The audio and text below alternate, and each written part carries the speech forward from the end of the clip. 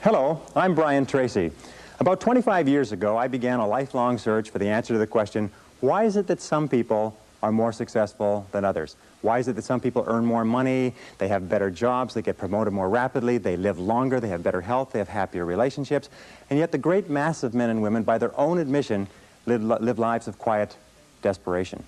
Well, I studied this over and over again. I traveled in over 80 countries on 7 continents. I have learned and spoken 3, 4 different languages. I have spent over 30,000 hours studying, and I've come to a very simple conclusion, that successful people are those who do things differently from unsuccessful people. I've also come to another conclusion, is that you or anybody can be far more successful at life or at anything that you want if you will simply learn how and practice it over and over again until it becomes a habit.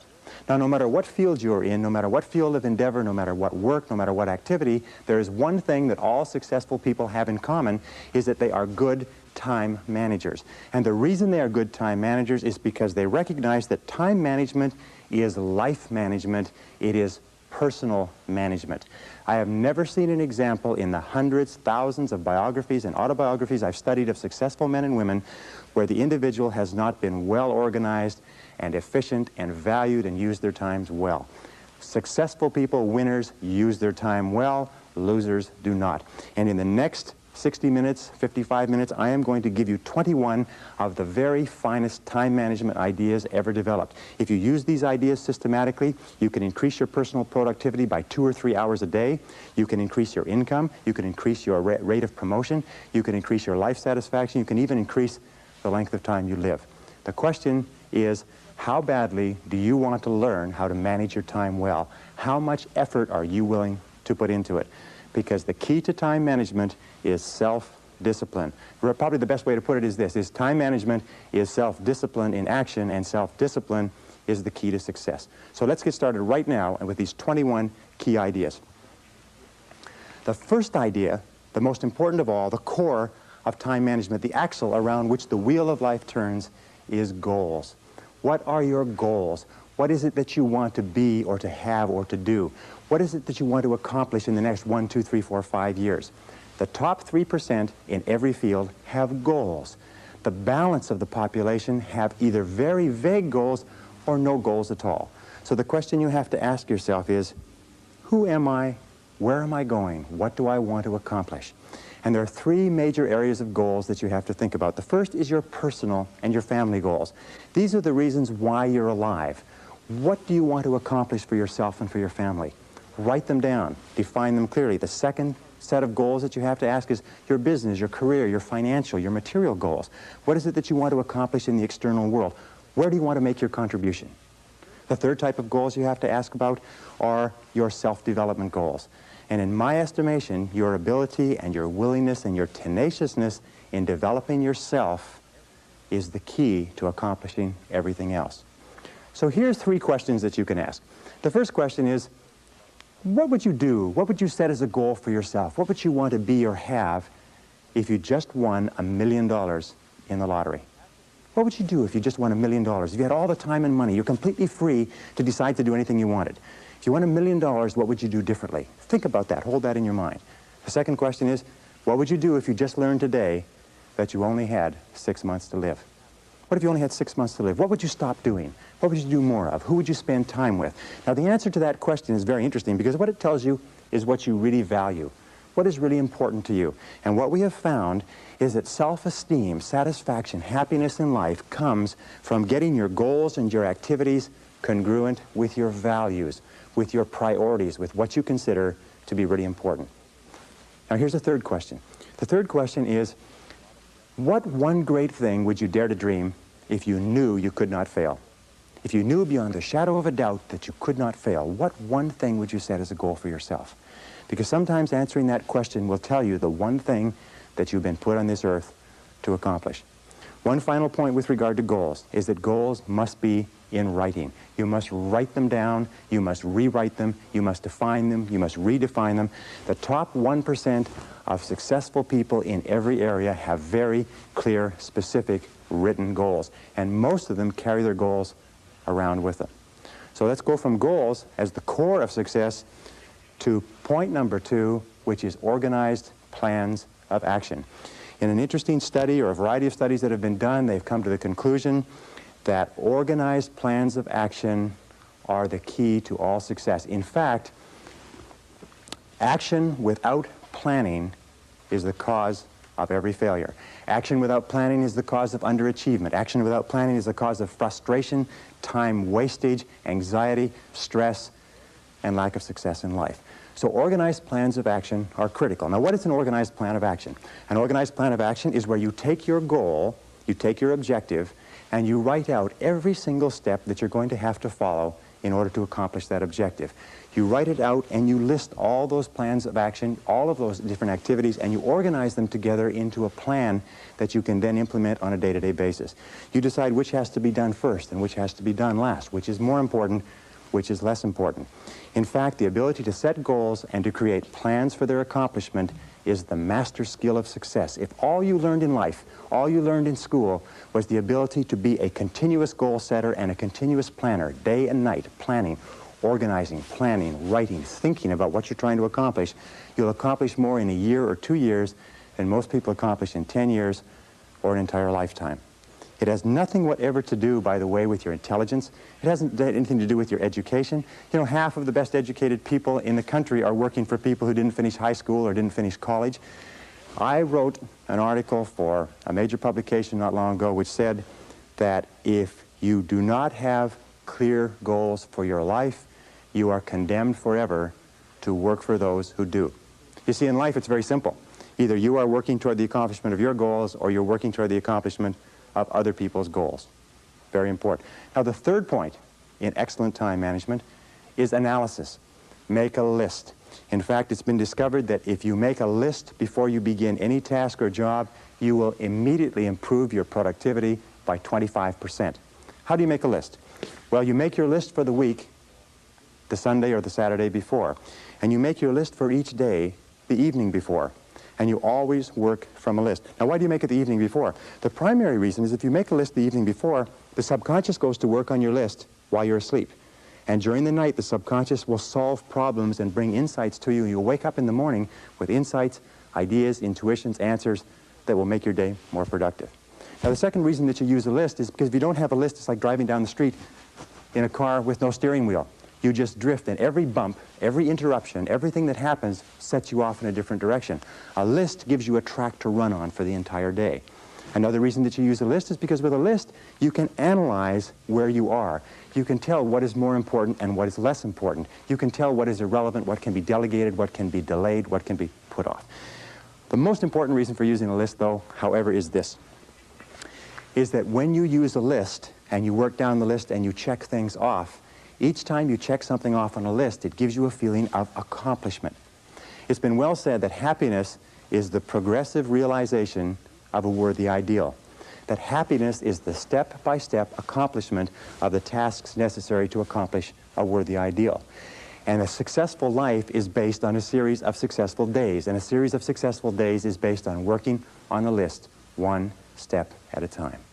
Okay, now the fourth principle for effective time management is to set priorities.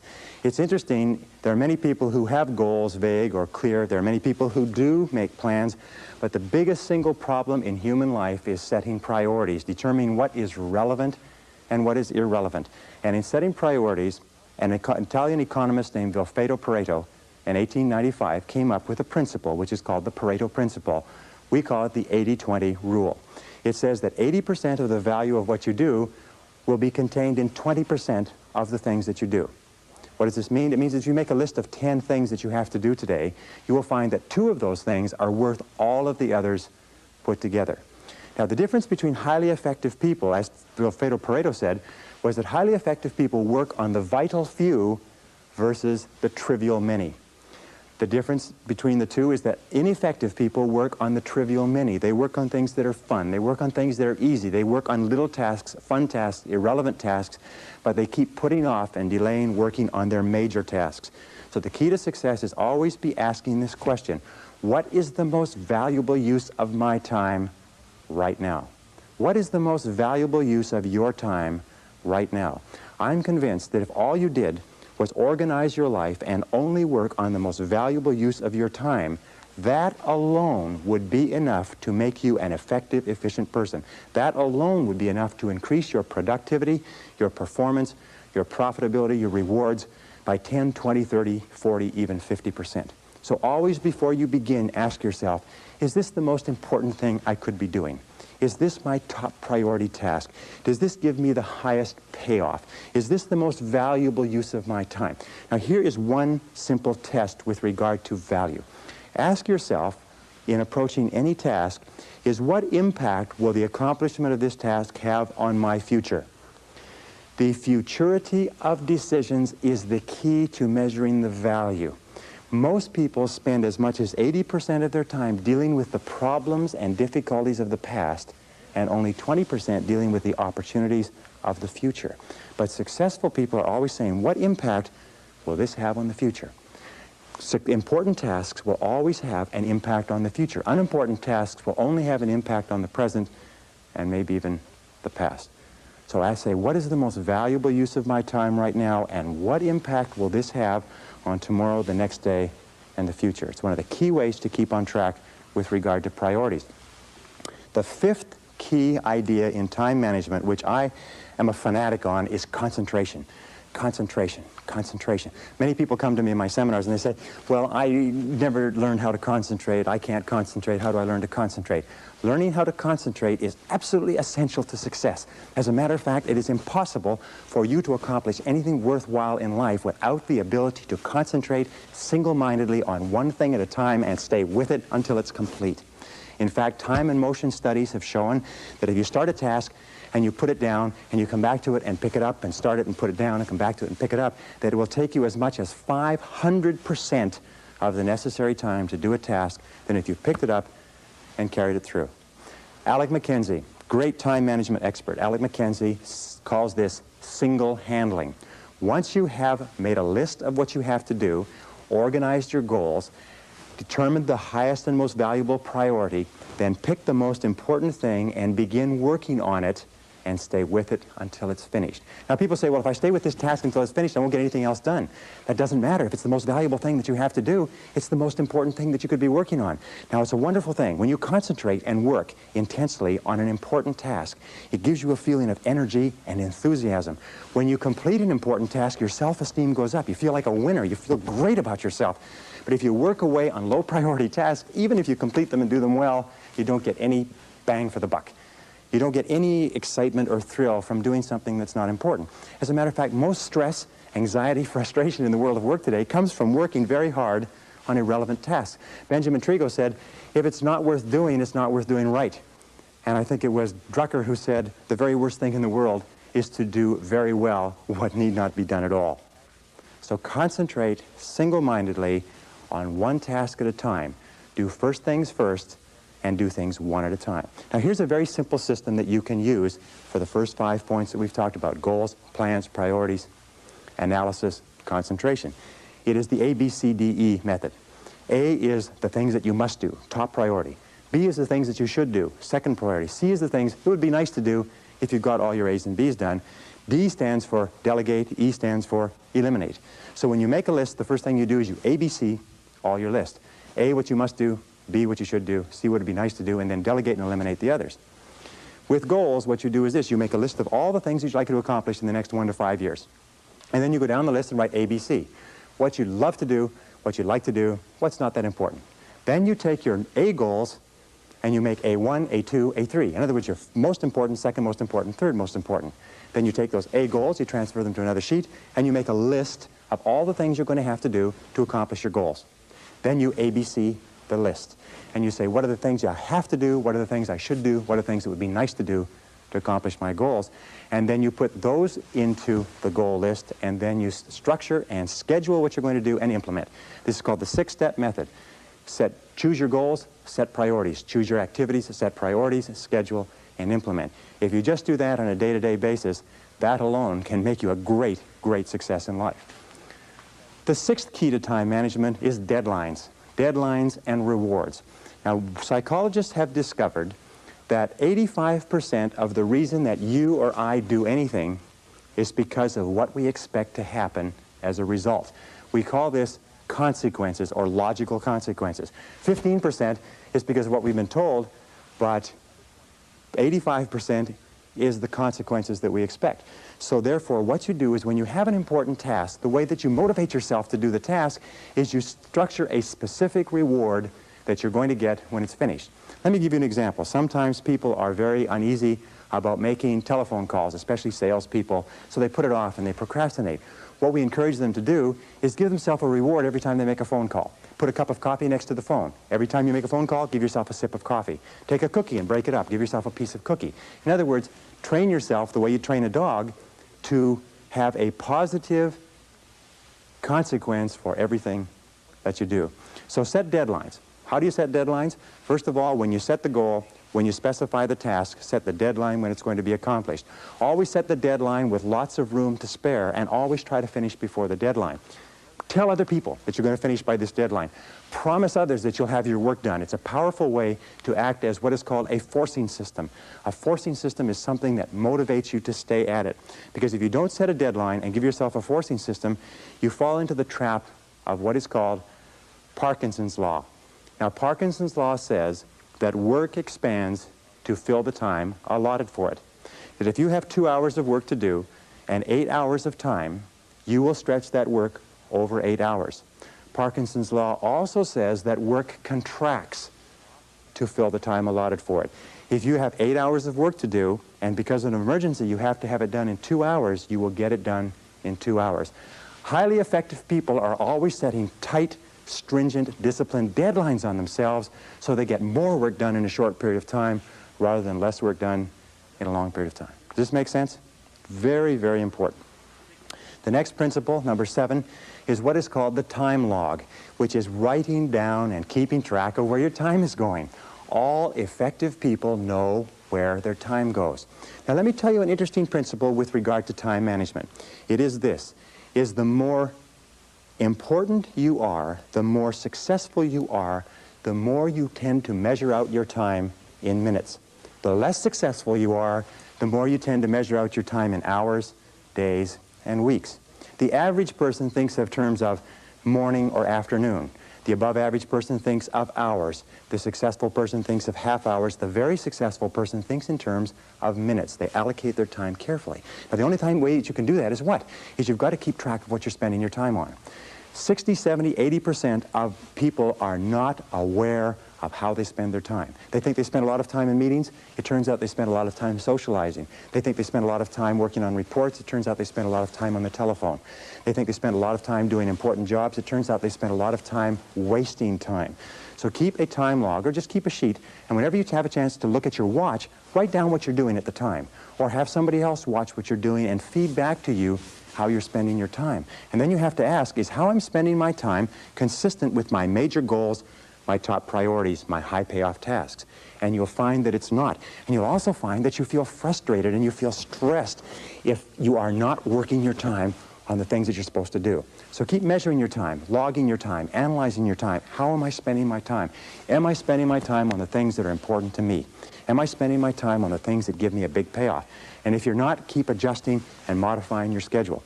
A very interesting point with regard to the time log is that self-discipline is critical. You've got to discipline yourself, and you've got to measure and analyze your time every single day, or you slip off it again. The next principle is the principle of procrastination. Overcoming procrastination is absolutely critical, but there's two kinds of procrastination. There's positive procrastination and negative procrastination. Positive procrastination is when you procrastinate on doing low priority tasks. It is when you procrastinate on doing things that do not contribute very much to your major goals. Negative procrastination is when you procrastinate on what is called your most important tasks. Now there's an interesting point, is that their tasks are either urgent, which means they have to be done now, or they are important, which means they don't have to be done now, but they have a very high impact on your future. We have a natural tendency to always do what is urgent rather than what is important. Important tasks are seldom urgent, and urgent tasks are seldom important. So you overcome procrastination with a very, very simple method. It was developed by W. Clement Stone when he was a young man. He built a fortune of $500 million, and this is one of the central principles of his life. It's simply this. Every morning when you get up, say over and over to yourself, Do it now. Do it now. Do it now. I do it now. Do it now. Whenever you have this tendency to procrastinate, program your subconscious mind with this automatic conditioned command, do it now, do it now, do it now. The key to overcoming procrastination is to develop a sense of urgency. Be the kind of person who gets things done quickly. Be the kind of person who launches fast on a task. One of the ways to launch fast on a task is to take the task and break it up, what is called salami slicing it. Slice a piece of salami. You don't try to eat a whole loaf of salami, you just eat it one slice at a time. Take your task and break it up into small pieces and do one piece at a time. Say over and over to yourself, do it now, do it now, do it now. Do you know that less than 2% of the population have a sense of urgency? And that there's not an example of a successful person anywhere who does not have a sense of urgency? That if you just develop a sense of urgency, when somebody gives you a task, that you get on it and do it fast, that alone will move you into the top ranks in a very short period of time. In a study done amongst 104 chief executive officers 2 years ago, they asked what would be the qualities that would put a person on the fast track in their career. You know the conclusion they came back to with? 2 qualities. Number 1, the ability to set priorities, to choose what was relevant over what was irrelevant. And number 2 was the ability to get the job done fast. If all you did was this, set priorities and get the job done fast, that alone would cause you to stand out from 80 to 90% of the people that you work with. Number 9, delegate. Delegate everything that you possibly can. Now, what does delegation mean? Delegation is very simple. What it means is this, is that whatever your hourly rate is, let us say your goal is to earn $50,000 a year. If you work 8 hours a day, that's $25 an hour. You got that? So you're a $25 an hour person. Now, the only way you can make $25 an hour is if you do $25 or more work. And the only way you can do $25 an hour or more work is if you take anything that can be done by anybody who earns less than you per hour, 20, 15, 10, 5, and so on, and delegate, outsource, have somebody else do it.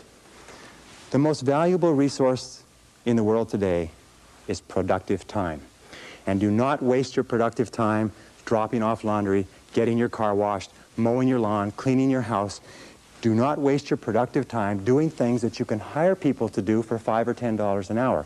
Use your productive time on tasks that are more expensive, of higher value. Delegate everything that you possibly can. In fact, its general conclusion is this, is that if you cannot delegate, if you cannot get other people to do things of lower priority for you, you cannot grow, you cannot develop, you cannot be successful. You may be successful running a shoe shine stand, but that's about the limit of it. Delegation requires one key word, clarity. Clarity. The reason people don't delegate is because they've delegated and other people have dropped the ball. But the major reason why people don't fulfill the task that you've given to them is because of lack of clarity. So when you delegate, here are the keys. First of all, think through what you want done. Write it down. Second of all, pick the right person to do it. Don't give a major task to an incapable person. Third of all, make it crystal clear what you want done and when you want it done. And fourth of all, check, review, inspect, keep on top of it to make sure it is done on time.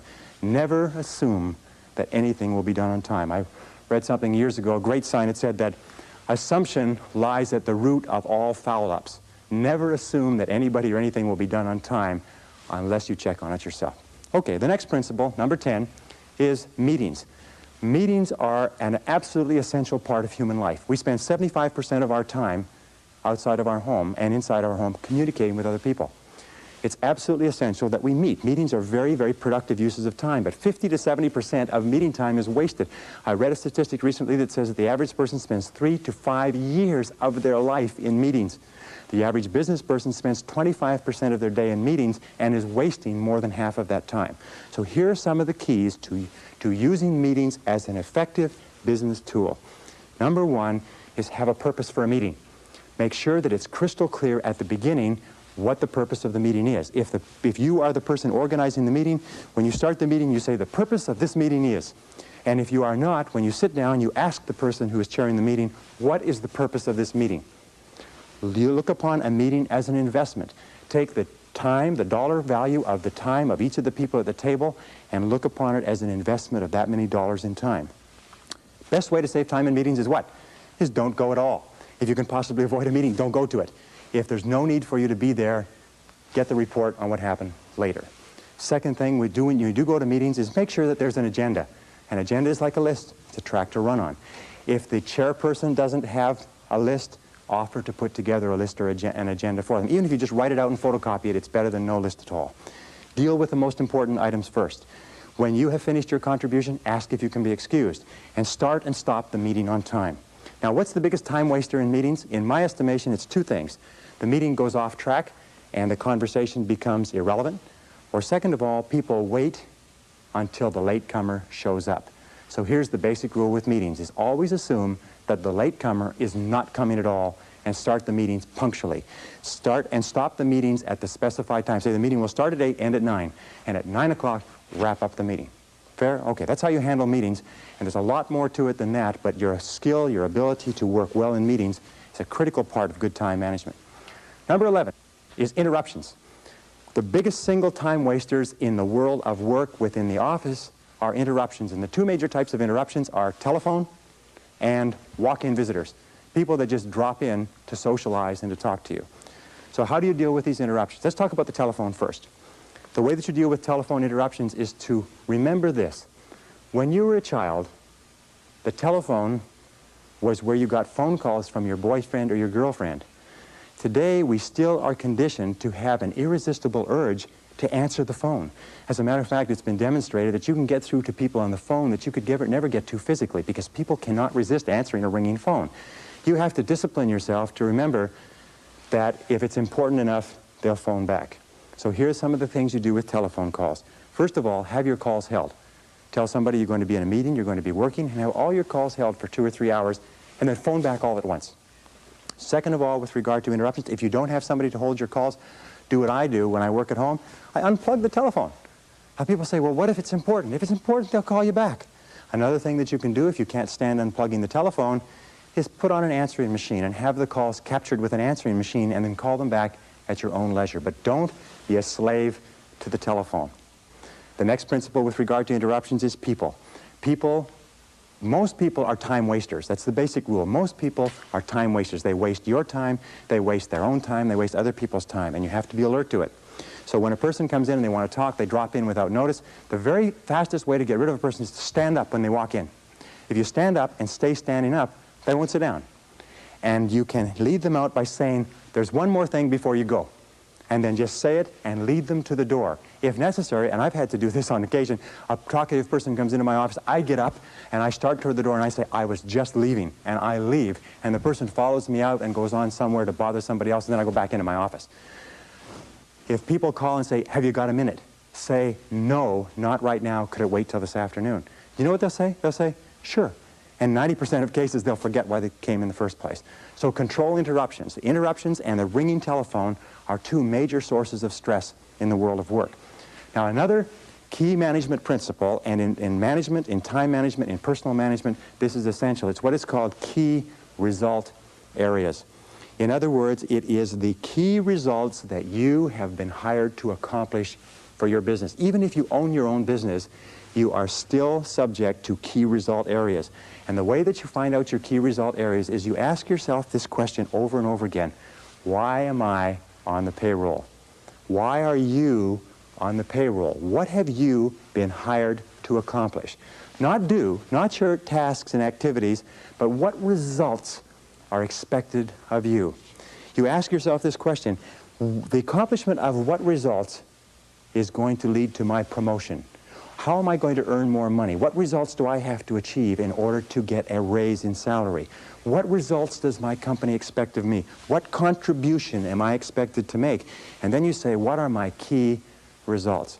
Another way of looking at it is to remember that every job has a series of functions. And there are secondary functions and primary functions, and they're what is called core functions. So you have to ask, what are the core functions of your job? What are the goals of your job? Now, many people say to me, well, I'm not sure. Do you know what the major reason for stress in the American workplace is today? Is people don't know what's expected. I would say 80 or 90% of people out there do not know what's expected. They're not sure why they're on the payroll. And here's a very simple technique for it. Go to your boss with a list of everything that you do and ask your boss to organize it in order of priority. Say what's number 1, what's number 2, what's number 3, what's A, B, or C.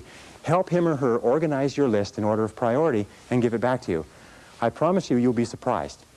But why is it that you absolutely have to know why you're on the payroll? It's simply this, is that you cannot perform excellently, you cannot do superior work, you cannot be promoted, you cannot get a raise unless you are doing and doing well the key things that your boss has hired you to do.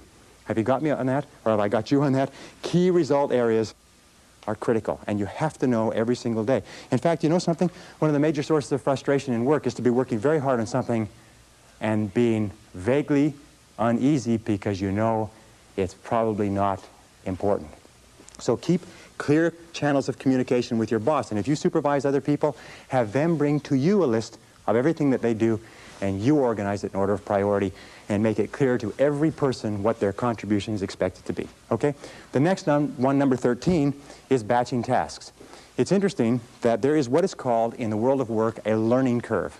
A learning curve says this. It says when you do a job the first time, it takes you the most amount of time to do it because you're learning how. The second time it takes less. The third time it takes less. The fourth time it takes less. In fact, learning curve theory says that you can decrease the amount of time by as much as 80% if you do the same job over and over again over a period of time. So batching your tasks is a major time management tool. What does it mean? It means that if you're going to make phone calls, make all your phone calls at once. Have your calls held, make them all at once. If you're going to do invoices, do all the invoices at once. If you're going to do correspondence, do all the correspondence at once. If you're going to read and catch up, read everything at once. It's been found that if you do this on a regular basis, you'll get so much more done by doing it and concentrating on batches of tasks than if you did not. So batch your tasks whenever you possibly can. Imagine what most people do is they do a little bit of telephone call, a little bit of correspondence, a little bit of this, a little bit of that, and they have no learning curve at all. Each one takes the maximum amount of time. So batch your tasks. Put groups of tasks together at once and do them at once. Okay, the next principle is neatness. It's an interesting thing because you run into people all the time. I run into people in my office who say, it's okay if my desk is messy, I know where everything is. Now you have to understand one thing, is intelligent people, people with good memories, can very often remember where everything is. But it just means that they are using their intelligence to combat the inefficiency of neatness. Every single study that has been done says this, that if you will just clean up your work environment so it is completely neat and everything is off of your desk or your workplace except the one thing you're working on, that will increase your productivity by 20 to 40%. People have a difficult time understanding this, but I have tested it. I've worked with a messy desk, I've worked with a clean desk, and I tell you, I promise you, you will be astonished at the difference it makes. Now, how do you clean it up? Well, it's very simple. There's a very simple way of cleaning off a desk. It's called the TRAF system. The TRAF system has 4 letters. T stands for toss. Remember that in time management, your wastebasket is your best friend. So toss it out, throw it away. R stands for refer, which means it's not relevant to you, so you refer it to somebody else. A stands for action. And what you do is you take a file folder and you put it into an action folder, so it's out of the way. And F stands for file. File it away, do something with it. But before you file, always ask this question, what would happen if I didn't have this document? What would happen if I never could find this again? And if it's not particularly serious, throw that away too. Once you've done that, TRAF, you've tossed it, referred it, filed it, or put it in an action file. Once you've done that, then you start with your action file and you work through it. Neatness is important. Clean your desk, clean your workplace. Even in the kitchen, you'll find that if you take one thing out and use it and put it away, and take another thing out, you'll get far more done in a short period of time. Now, here's the rule. If you're not using it, put it away. If you're not using it, put it away. Even if you have to take the stuff off your desk and your credentials and put it on the floor, do it. Your briefcase is your workplace if you are on the road, if you're a salesperson, if you're moving around. Make sure your briefcase is neat and orderly and has everything that you need and nothing more than you need. Neatness is critical to productivity. Here's a final point. In a study that was done recently, 98% of senior executives said they would not promote a messy person, that they would not give a messy person greater responsibilities, that if you are messy, no matter how much you kid yourself, everybody around you concludes that you are inefficient, undependable, unreliable, and incompetent, and even if you do the job well, they think it's just an accident. So be neat. Stand back from your desk and look at it and say, what kind of a person would work at a desk like this? Stand back and look at your car. Say, what kind of a person drives a car like this? Look at your workplace, your briefcase. Look at your home and say, what kind of a person lives here or works here? And you'll find that what will come to you is messy, inefficient, incompetent, disorganized, and so on. Neatness is critical to time management. Number 15 is what is called getting chunks of time. Interesting studies. Over and over they have found that important work requires chunks of time to do. What is a chunk of time? A chunk of time is 60, 90 minutes, 2 hours. In fact, it's been found that most serious work cannot be done in less than 60 or 90 minutes. So when we look at the work styles of highly effective people, successful people, the ones who make the most money, the ones who graduate or are promoted the most rapidly, you find that they have developed a habit of cutting out blocks of time where they can work without interruption. Now here's an example. There's several examples that you can use. One of the examples, and one of the ways that I do it, is that I get up early in the morning. Sometimes I get up at 5 a.m. and I'll work for 2 or 3 solid hours. You can get an entire day's work done in 3 uninterrupted hours. As a matter of fact, again, we have found that it's impossible for you to do creative work and administrative work at the same time. If you have creative work to do, reports to do, proposals, anything that requires a sustained period of time to put together, you cannot do it at the desk when the telephone is ringing and people are coming in. You cannot do administrative and creative work together. You have to break them apart. In the office, you do administrative work and you cut away chunks of time for the important stuff that affects your future. One of the things that I do is I come into the office an hour early. I can clear off in 1 hour, I can do half a day's work.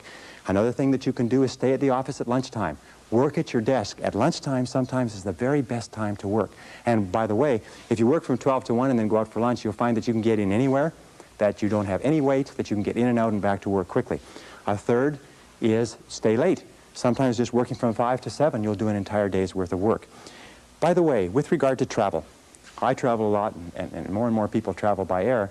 1 uninterrupted hour on an aircraft, if you're properly organized with all of your work in your briefcase, is worth 3 hours in your office. So if you're going to travel, be sure that you take the work necessary so that you can work, if you like a workhorse once you get on that plane. I always try to sit next to a window. If you sit next to a window, you can bury yourself in your work, you have no interference, people are not walking over you, but you can get an enormous amount of work done on a plane. As a matter of fact, much of this course that we're talking about today was done on airplanes. Number 16 is to use what we call transition time. Remember this, is that you will always be paid in life for the value of your contribution. And if you want to earn more, you must learn more.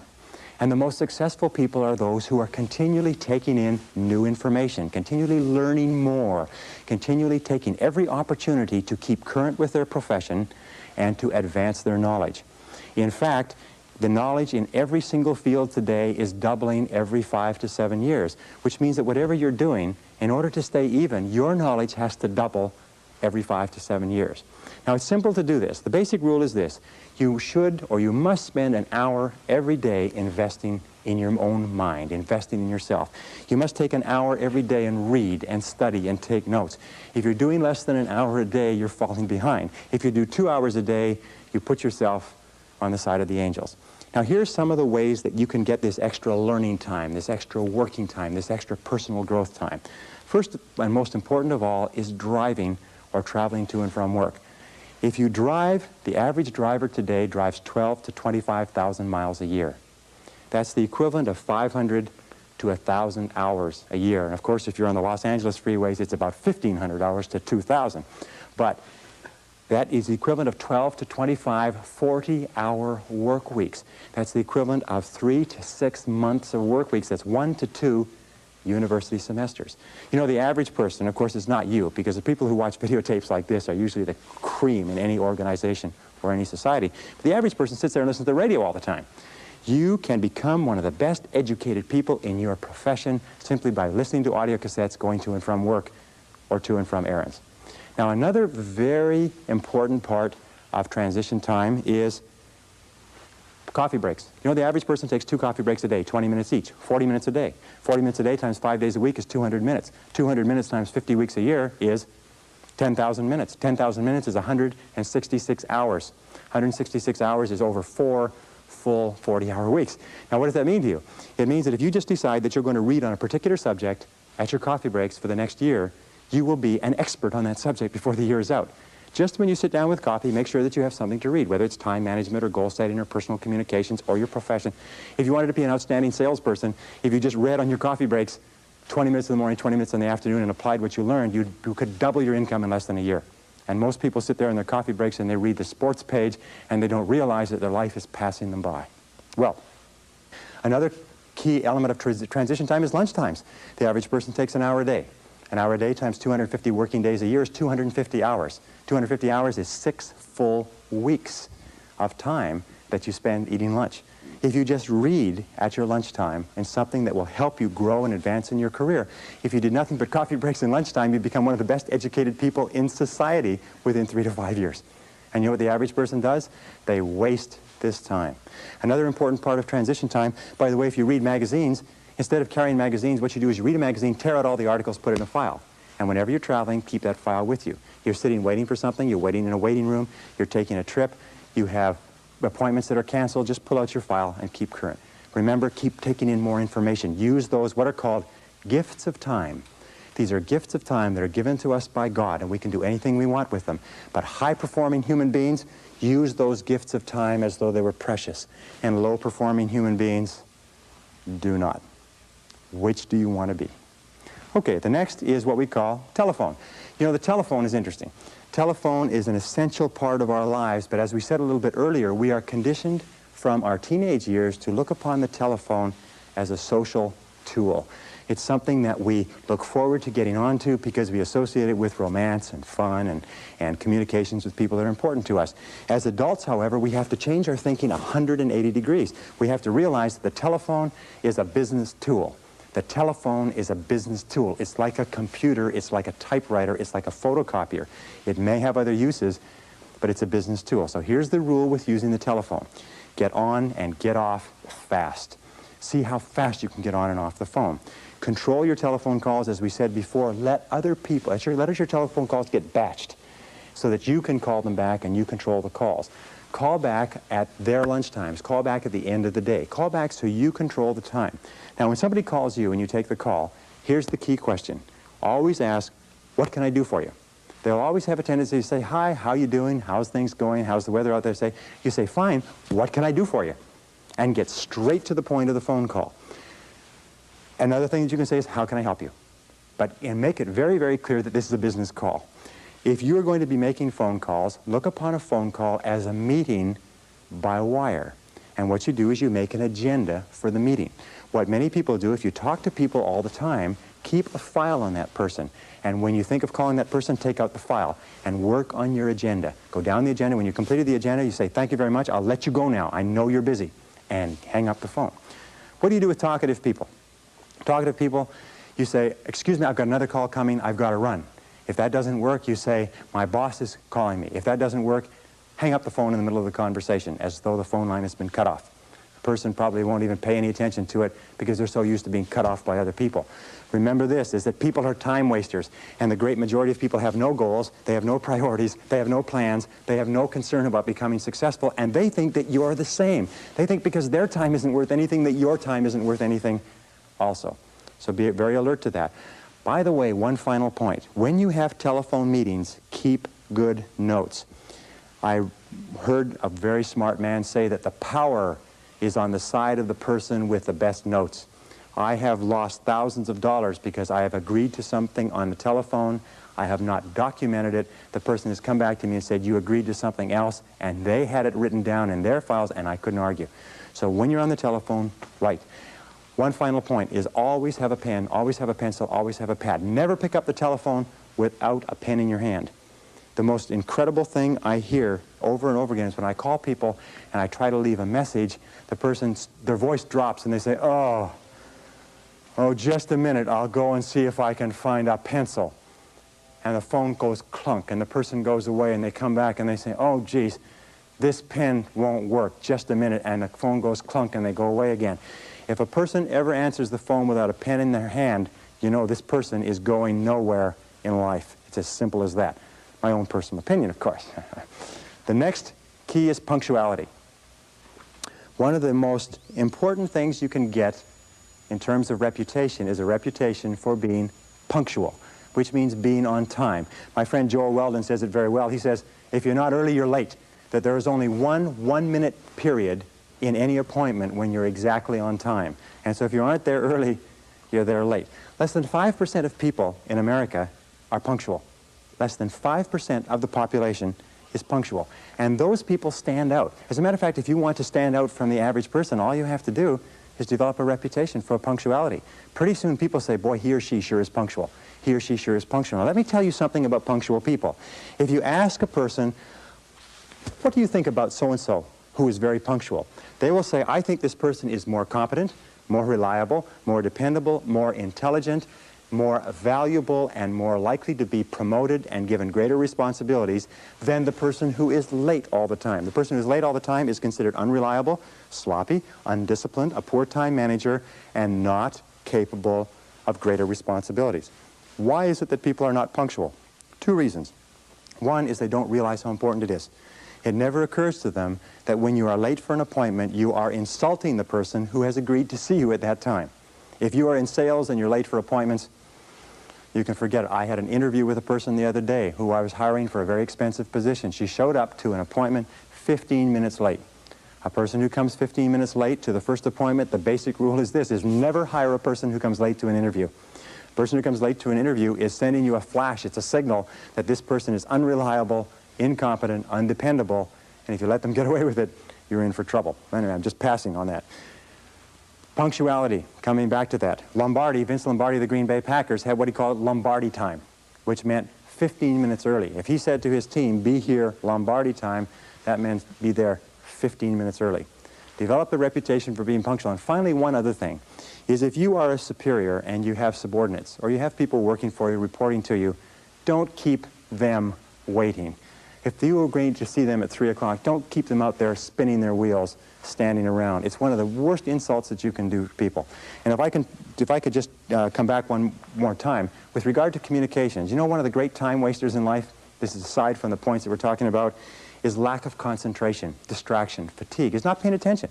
How many times have you had problems, serious problems, because you had a conversation with a person and they agreed to do something, or you agreed to do something, and one or the other of you forgot all about it, didn't remember it, wasn't paying attention, it wasn't done, it cost an enormous amount of money?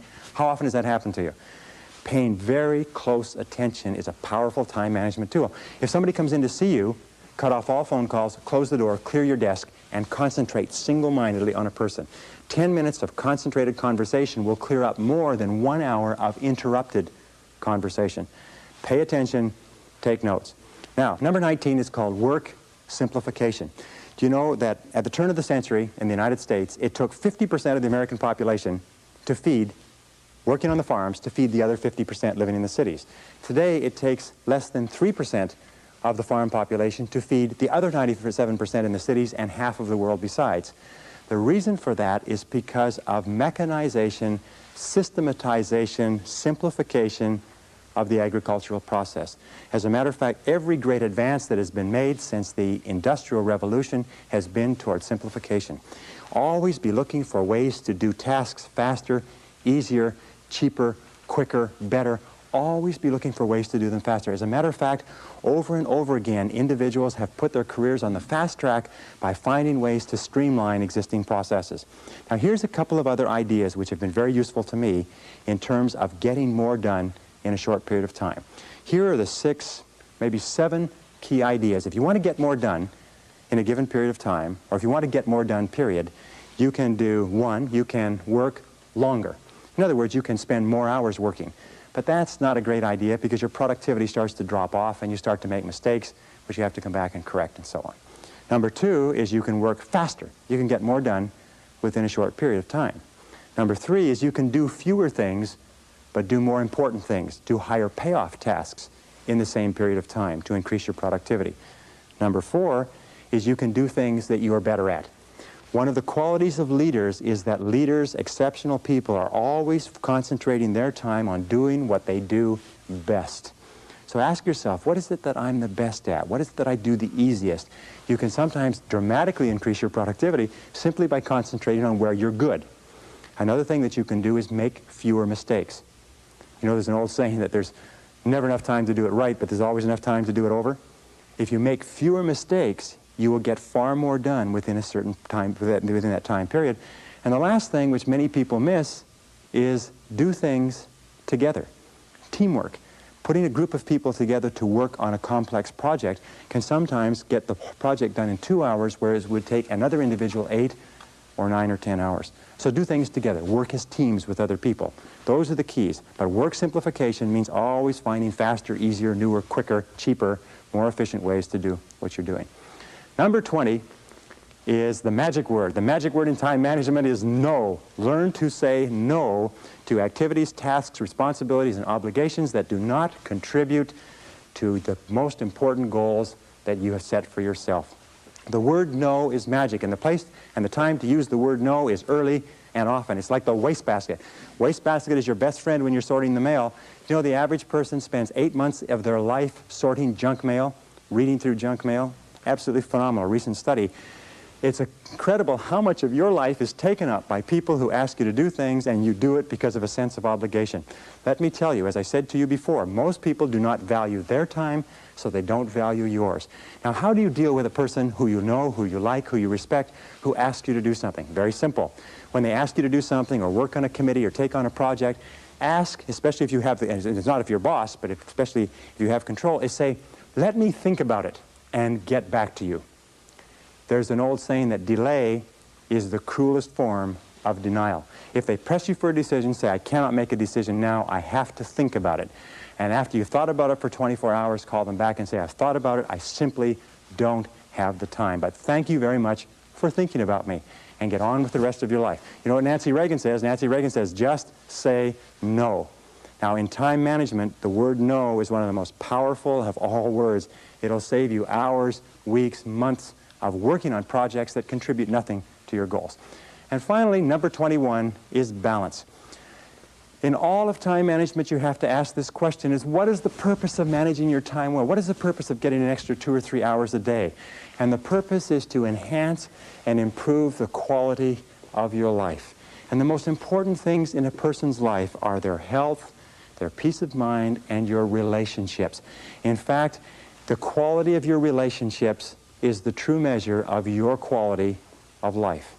So take time to invest time in your relationships. Spend time with the people who are close to you, your spouse, your loved ones, your parents, your children. Take time, because that's what life is. Life is managing your time so that you can do the things that are most important to you. We start off in life thinking, boy, if I'm really successful at my job, then I'll be able to do all of these things for myself and my family. And what happens is we lose sight of that goal, and we become totally preoccupied with the job to the exclusion of the family. Do you know how much time the average working parent spends talking to their child in America today? 30 seconds per day. Do you know how much time the average couple spends talking together? Intimate communication? 4 minutes, according to the recent research. Very, very important. If you want to be successful in life, you've got to be sure what your priorities and values are, and your highest value must be the people that you love and the people who love you. They must be your health, they must be your energy, they must be your peace of mind, they must be your emotional and spiritual development. They must be the completion of you as a human being. So when you are using all these time management techniques, remember that the purpose of using these time management techniques is to enhance the overall quality of your life. Ask again, what would you do if you only had 6 months to live?